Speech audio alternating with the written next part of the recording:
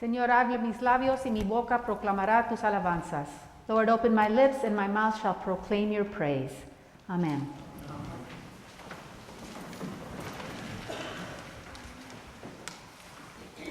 Today you'll be hearing a lot about our trip to Honduras and the experiences of some of our team members. So I just want to introduce that to you. You'll hear from a couple, and then I'll kind of do a little summary. We're always very excited when we go to Honduras. It's always a very different kind of mission trip. I've been going 14 years, and every time I go, it's different. So again, this past trip also was different, but no matter how often I go, it is always such a wonderful experience. So I'm happy to have the perspective of others from our mission team to share their experiences as well.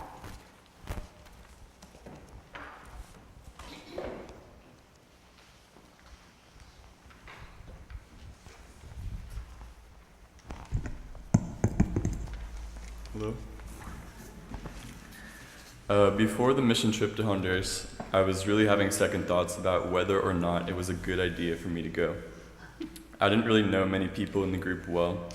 I was missing a critical week of school right before finals, and I was going to a third world country that is among the most dangerous in the world. What was I thinking? People would kind of be shocked when I told them where I was going and why, and it was hard to justify it because I had to talk it up like I was excited, but in reality I wasn't looking forward to it. Once I had packed up and everything, I was feeling a little better. We met everyone and drove to the airport, and I was feeling okay. The flights were miserable. If you know any teenager, you know that we appreciate sleep. Starting the trip with an early morning flight to Houston was not exactly a recipe for success in my book. And the delays at SFO and the thunderstorm that was parked on top of the Houston airport didn't really help either. Feelings of anger and irritability increase exponentially with the number of hours of eyes shut that one does not have.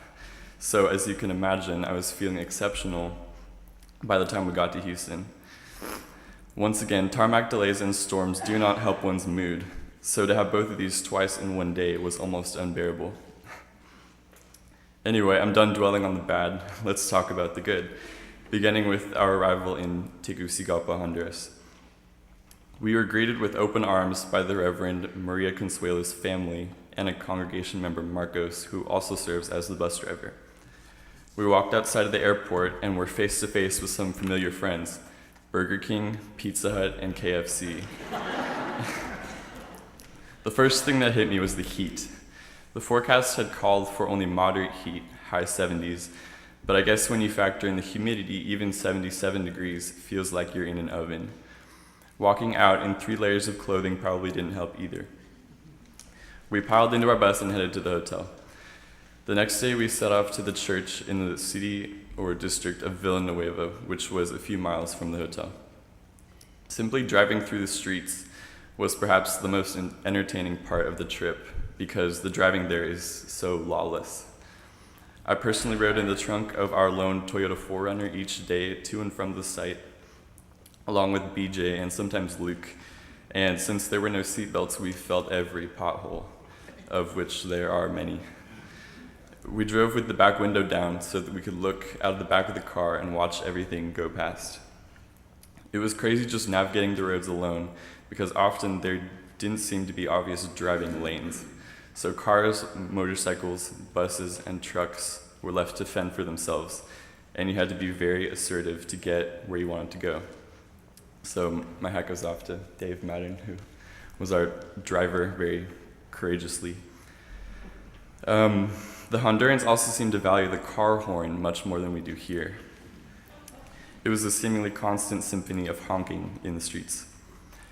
Driving up to the church through the neighborhood of Villanueva was one of the most striking moments on the trip for me.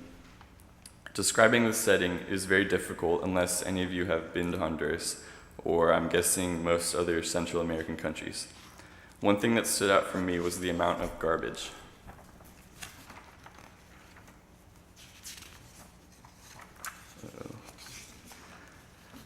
there was garbage everywhere. There was trash in the streets. There was trash on the side of the street. Some people were burning trash in their yards. There was trash sliding down the hill into creeks. It was kind of gross, and it made me think that we take trash collection, a basic necessity, for granted here at home.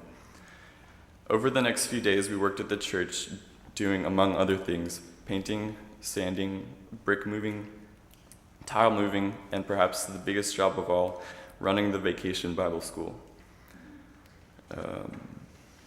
These kids showed up every day, were crazy, but surprisingly very open to us. I thought it was amazing that most of them came to church every morning looking clean and wearing nice clothes, considering that most of them lived in basic cinder block houses and they had dirt all around them. It was difficult to manage all of them at times. They are full of energy and questions in Spanish, which was pretty difficult to handle, so we did our best. I have to give a shout out to the kitchen staff at the church that cooked for us every day. They prepared whole feasts for our lunch, and the food was very good. But I think I will always remember the day before we left Honduras, Saturday. We had to wake up super early to meet the bus of congregation members that were picking us up at the hotel to drive from Tegucigalpa to the Pacific Ocean, which didn't look that far away on a map, but in a big yellow school bus traveling on a road littered with potholes, it took very long to get there and back. This trip was exciting for the congregation of the church for one reason: there were no kids allowed. This trip was strictly for the adults, and especially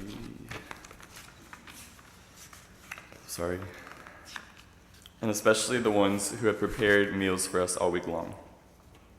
I was looking forward to this trip to see more of Honduras, while the Hondurans were happy because they don't get to leave their immediate region very often. We weren't very far outside of Tegucigalpa when we drove past some large wind turbines, which I didn't think much of, but one of the Hondurans on the bus asked what those were. And for some reason that was really amazing to me. I mean, I think I've been through the Altamont Pass since I was like 5 years old, so I've seen those wind turbines many times. And to think that we were barely outside of the city and they acted like they had never seen those before kind of blew my mind. You could see them from the roof of our hotel, so they couldn't have been more than 50 miles away, maybe. Later, as we were driving, we came upon a grim scene. A female passenger had fallen off a motorcycle and was lying dead in the road with a sheet over her body, as what appeared to be every member of this little town stood on the side of the road and watched. Later that night, as we were driving back home, I looked out the window of the bus and saw a shooting star in the sky. And I could only help but think that this was a message saying, you have done what you were supposed to do, and you have seen what you should have seen. It was almost ironic that I had seen the star at all, since the United States has far more pollution of a different kind, light pollution. So many celestial events, such as a shooting star, are often missed here. I stared at the spot in the sky where the shooting star had been for a long time, and I thought about how much the trip had meant to me. I have always believed that travel is truly the best education that one can receive, and this journey was true confirmation of that principle. It is never easy to leave your comfort zone, especially when it means going to a place where the drinking water is contaminated, the homicide rate is the highest in the world, and there are mosquitoes with deadly diseases in the air. But in the end, none of that mattered. When I saw the shooting star, or when I looked at one of those smiling children at the church in the eyes, all of the problems of the world became irrelevant. The willingness to help someone you have never met, even if the product is as simple as a smile, makes it all worth it. Thank you.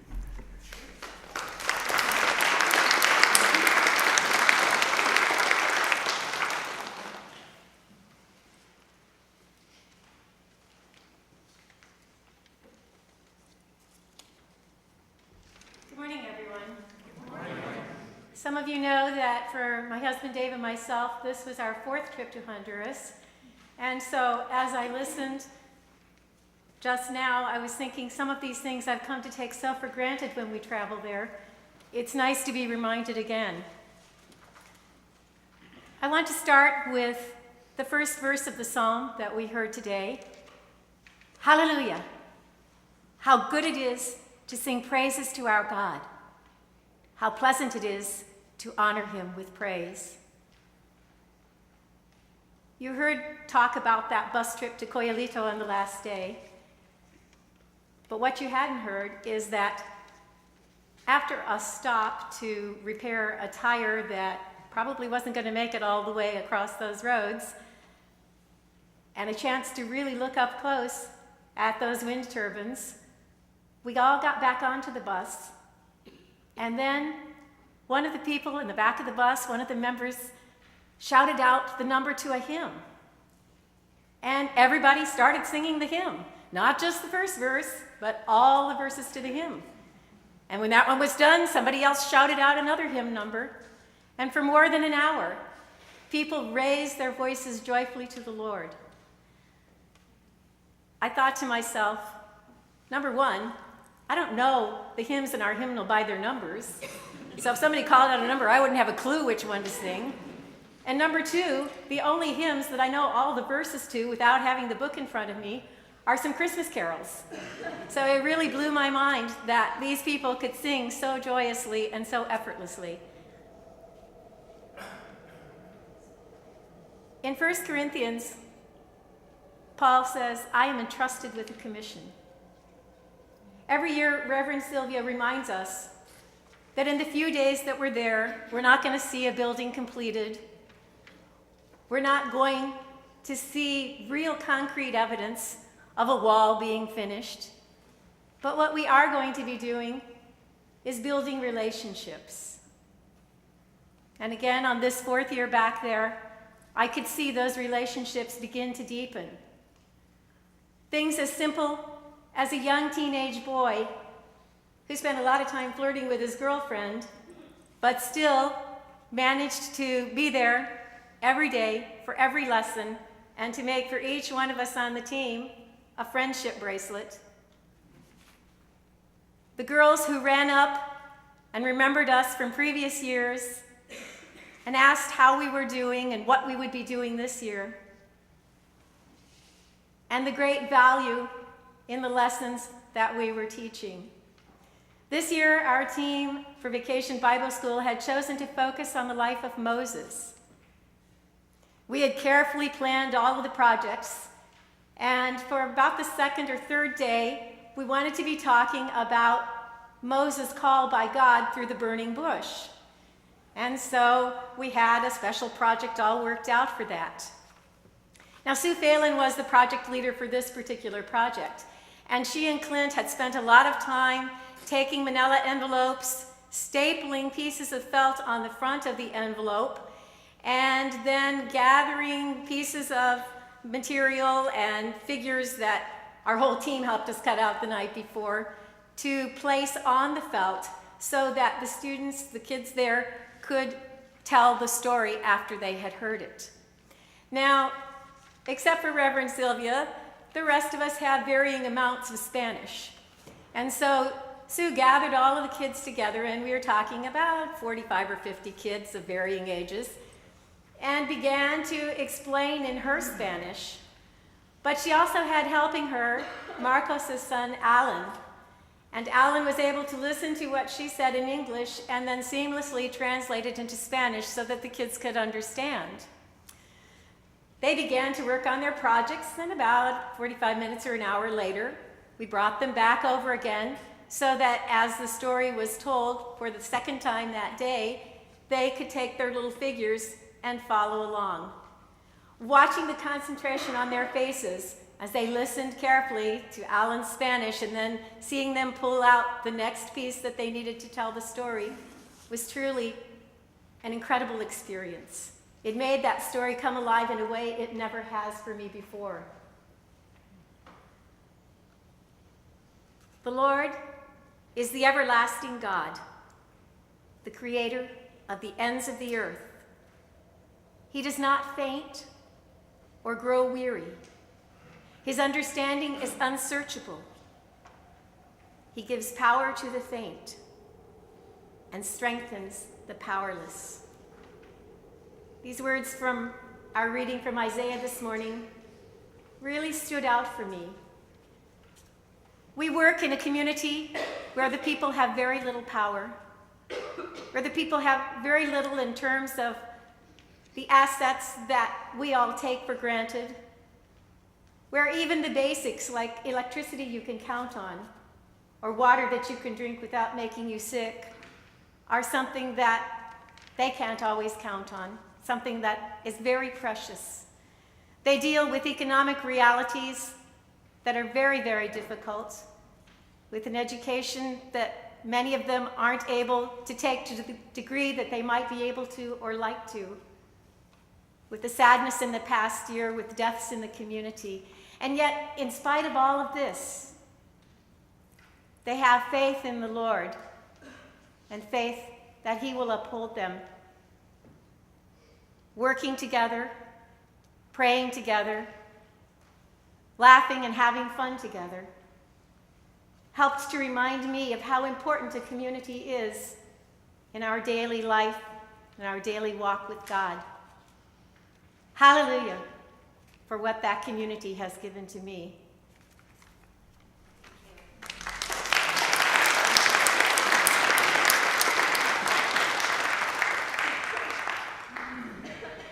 It is always such a joy to me to hear how other people experience the mission trips that we go on. So I was very happy to invite this perspective that you just heard. One of the most common questions that we get asked about going to Honduras is, why would we travel so far away when there's so much that needs to get done here locally? So that's a good question. And the answer isn't that we are choosing one over the other, but rather that we are invited to do both. There's a missionary training that says that one of the reasons that you're invited to go to other places is because you're not going there to give them God. You're going there to discover what God is up to there. They have God. And oftentimes, they are the ones who are teaching us. So there's a mutuality about it that is a beautiful thing to experience. So we go not to exclude the work that needs to get done here, but to expand the work that needs to get done here. Because we go to Honduras and we learn how they do church. Our budget is somewhere over $600,000 a year. Theirs is something like maybe $20,000 a year. So they have a very vibrant faith community. And I think that by our experience of how they do church, if some calamity should happen, that we should lose everything that we have, we could still do church. And we know because we've seen it. We've seen how you can do church with almost no resources, no financial resources. They have huge people resources. They have huge spiritual resources. And so those are the things that really matter. Those are the things that really make up what church is. And so it's a wonder for me to continuously go to the Honduras mission trips, because I always learn something. I always come back with a greater understanding and a little bit more strength to face the struggles that we have here. They do struggle down there. They suffer. I don't want to romanticize poverty because it's bad. They've lost people because health care is poor down there. One of the matriarchs that died last year probably didn't need to die. And if she had had proper medical attention, she would not have died. But she did die and left a family of 5 girls kind of unsure of what they're supposed to be doing. So I was able to do some counseling with them, and that was very gratifying. So our relationship building grew exponentially in this particular trip because of their losses and our ability, because we knew them. We knew the mom that died. We knew the girls that got left behind. And so there was a real relationship there that we were able to minister to. So the relationship building part is such an important element. And as Sherry alluded, that really is the point. we do give resources. Most of you here have contributed to the resources that we take down there. And when that reminds me, we have an away team. We always have an away team. That's the people who actually go to Honduras. But we also have a home team. And that home team includes all of you who participate in the fundraising. And so we're very, very grateful to all of you that participate. And just to clarify once more, we do not use any of that money for mission expenses. They're for mission projects. All of the missioners pay their own way, and all of that money that we raise is for the actual projects of the mission trip, including feeding the kids. So we had, I think, we had maybe 50 or 60 kids in each of the classroom days, but we fed over 100 every day. So they knew there was going to be food. When we're there, they know there's going to be food, and so they come. And so we're very happy to be able to do that. And they are consistently working on projects that will help them employ some of the church members and also make a little money so that they can have a more consistent lunch program. So it's a very important thing that we do, and we gain from it as well. So I don't ever want us to lose that element of how much we gain when we go down there. So thank you, and I hope that you will continue to support our mission endeavors, our Honduras mission and the youth mission that we do, that they go to various places. So thank you.